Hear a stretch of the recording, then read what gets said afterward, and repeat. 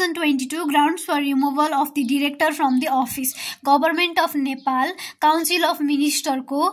मिनिस्टरले governor deputy governor र डिरेक्टरलाई remove गर्न सक्छ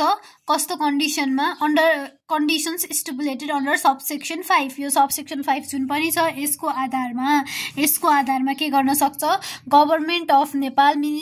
काउन्सिल अफ मिनिस्टरले यो गभर्नर डेप्युटी गभर्नर र डिरेक्टरलाई रिमुभ गर्न पाउँछ है प्रोभाइडेड दैट तर कस्तो हुन्छ भने government of Nepal shall not deprive the concerned person from a reasonable opportunity to defend himself or herself prior to remove him or her from his or her office के भन्यो भने government of Nepal council of मिनिस्टरले subsection 5 का अनुसार governor deputy governor र डिरेक्टरलाई remove त गर्न पाउँछ तर कस्तो हुन्छ भने जुन रिमुभ गर्ने भनेको व्यक्ति छ उहाँले चाहिँ के गर्न पाउनुहुन्छ भने आफ्नो डिफेन्समा रिजनेबल अपर्चुनिटी पाउनुहुन्छ आफूलाई डिफेन्स गर्नको लागि before getting removed from his or her office आफ्नो अफिसबाट अरु कसैले गभर्नमेन्ट अफ नेपालले उहाँलाई रिमुभ गर्नुभन्दा अगाडि जुन रिमुभ गर्ने भनिएको व्यक्ति हुनुहुन्छ उहाँले चाहिँ एउटा रिजनेबल अपर्चुनिटी पाउनुहुन्छ के आफूलाई डिफेन्स गर्नको लागि म चाहिँ यो सबसेक्सन 5 सँग भएको जे कुराहरु पनि छ त्यो कुराहरु यो यिनीहरुको ग्राउन्डमा बसेर नै गभर्नमेन्ट अफ नेपालले चाहिँ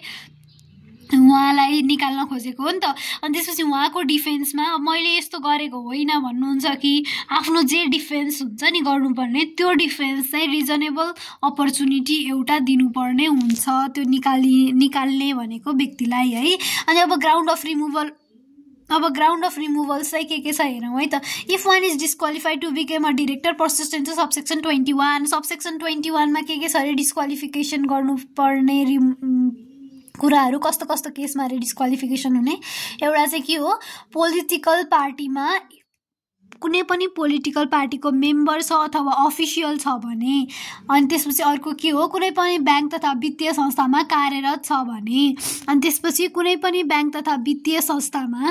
5% अथवा बढी अथवा भोटिङ राइटहरु लिएको छ भने भोटिङ राइटको शेयर छ भने अनि त्यसपछि कुनै पनि बैंक तथा वित्तीय संस्थामा ब्ल्याक लिस्टेड भएको छ भने कुनै पनि बैंक तथा वित्तीय संस्थामा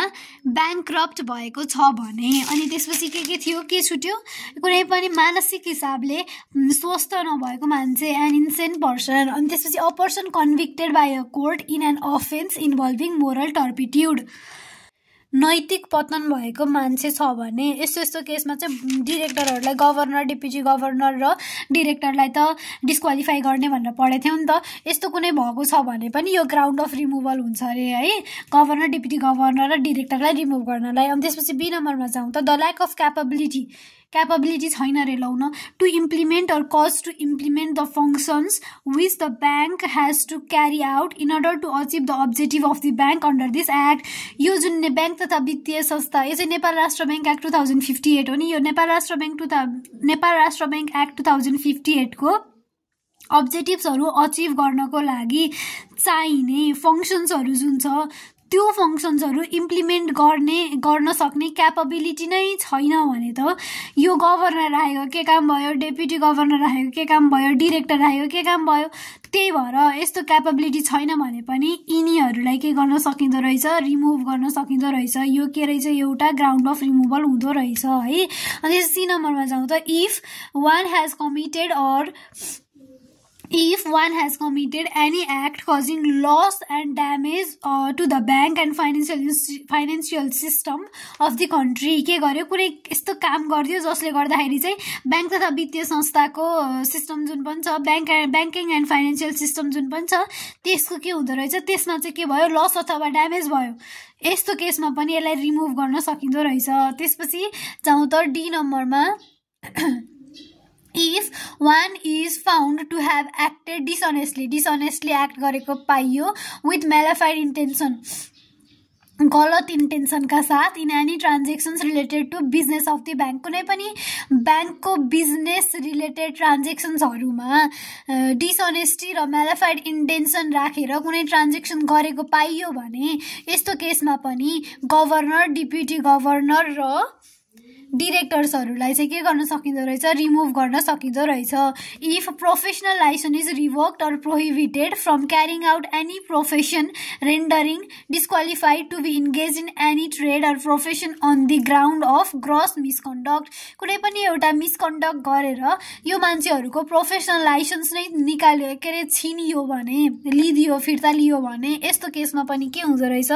रिमुभ गर्न सकिँदो रहेछ गभर्नर, डिरेक्टर र डेप्युटी गभर्नरलाई। त्यसपछि एफ नम्बरमा जाउँ। If one is absent for more than 3 consecutive meetings of board without a genuine reason, 3टा consecutive board meetingमा नै एब्सेन्ट भयो जेन्युन रिजन बिना भने यस्तो केसमा पनि रिमुभ गर्न सकिँदो रहेछ। र गभर्नरलाई चाहिँ कसले रिमुभ गर्छ थाहा छ? गभर्नरलाई रिमुभ गर्छ इन्क्वायरी कमिटीको रिकमेन्डेसनमा government of Nepal, the council of मिनिस्टरले है। अनि त्यसपछि यो भयो। ल याद गरौँ त के हो रे ग्राउन्ड फर रिमुभल। एउटा चाहिँ सेक्सन 21 का अनुसार डिस्क्वालिफाई भयो भने हो, अर्को चाहिँ के हो भने क्यापेबिलिटी काम गर्न सक्ने क्षमता भएन भने हो। अनि त्यसपछि अर्को चाहिँ if one has the committed act of causing, कस्तो हुन्छ भने यस्तो रहेछ कि एउटा चाहिँ सेक्सन 21 मा डिस्क्वालिफाई भयो भने हो, अनि अर्को चाहिँ वर्किङ क्यापेबिलिटी नै भएन भने, अनि त्यसपछि अर्को चाहिँ के हो भने कुनै पनि काम गर्यो जसले गर्दाखेरि चाहिँ ब्याङ्क र फाइनेन्सियल सिस्टममा नेगेटिभ इम्प्याक्ट पऱ्यो कि लस र ड्यामेज भयो भने यस्तो केसमा पनि ग्राउन्ड अफ रिमुभल हुन्छ। र त्यसपछि चाहिँ अर्को चाहिँ डिसअनेस्टली अथवा विथ म्यालाफाइड इन्टेन्सन कुनै ब्याङ्कको बिजनेस ट्रान्जेक्सन गरेको छ भने त्यस्तो केसमा पनि उसलाई रिमुभ गर्न मिल्यो र उसको प्रोफेसनल लाइसेन्स नै लिदियो, छिनियो कुनै ग्रस मिसकन्डक्ट गरेको भएर भने त्यस्तो केसमा पनि यो पद जानी भयो। त्यसपछि चाहिँ कुनै पनि यो बोर्ड मिटिङमा 3 चोटि लगातार 3 चोटि एब्सेन्ट भयो भने यस्तो केसमा पनि के हुँदो रहेछ त भन्दाखेरि डिस्क्वालिफाई हुने, ग्राउन्ड अफ रिमुभ हुन सक्ने चान्सेस रहेछ।